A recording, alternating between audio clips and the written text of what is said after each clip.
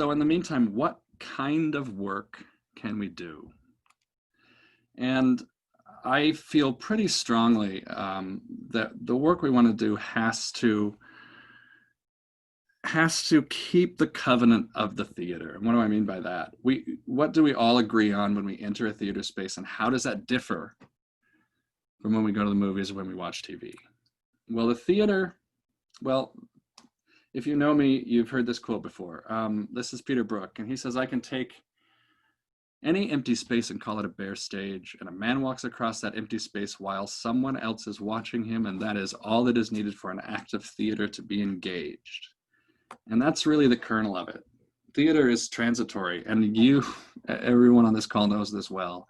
Theater is transitory. It happens in real time. It happens in the moment, and when it's over, it ceases to exist. It's not something you could pack up and take with you and save for later. It's that moment and that moment only. And it's collaborative. It's a pact between the viewer and the actor. It's something that happens between the two. And it requires that suspension of disbelief. You know that this isn't real, but you have to engage the imagination in order to enter the space, in order to enter the art form. And that's what that imaginative engagement is. We must have that pact between actor and audience member in order for this to be what we do, real life theater. And a Zoom call, this is fun, but and there's many of you have sat in a lot of Zoom theater lately, I'm sure, but I feel that Zoom theater does not uphold this covenant.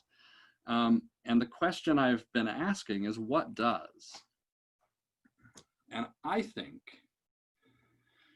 while it doesn't uphold this entirely, because we're not in the same room, if we remove the image, if we remove the visual, we remove the expectation of what that visual is for us on a screen, which is different than on a stage. It's different than in the space. So once we look at a screen, we expect something different than we would from the theater.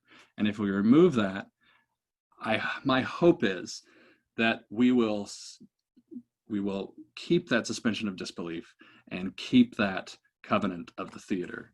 So this is a plan that Equity has approved, and this is starting very soon, and this is what we're doing. We are doing a radio production of each of the 5 canceled plays.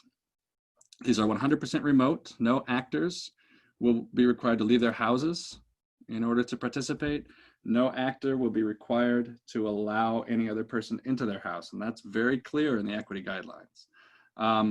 So these will be 100% remote, but they will be live, and they will be free to the public. We'll start on a Sunday night with The Highest Tide on September 20th. We'll run that Sunday night, and then Tuesday through Saturday, the following Sunday, which should say 27th for Peter Pan, apologies. We'll open Peter Pan and run that through the next Saturday.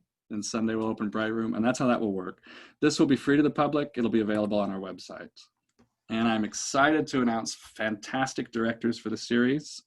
Many of you know the hugely Olympia famous Kathy Dorgan, who was originally slated to direct Peter Pan. She will be doing Peter Pan.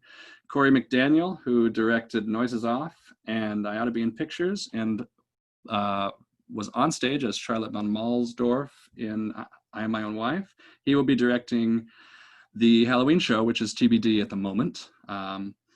Lauren Love of SPSCC fame will be doing This Flat Earth, and Desdemona Chang from, she's a UW grad, but she has worked all over the country at some of the largest theaters. She works a lot at Oregon Shakespeare Festival, the Guthrie back east.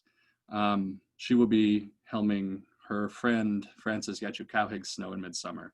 So a fantastic lineup of people that I'm really excited about having on board. These tickets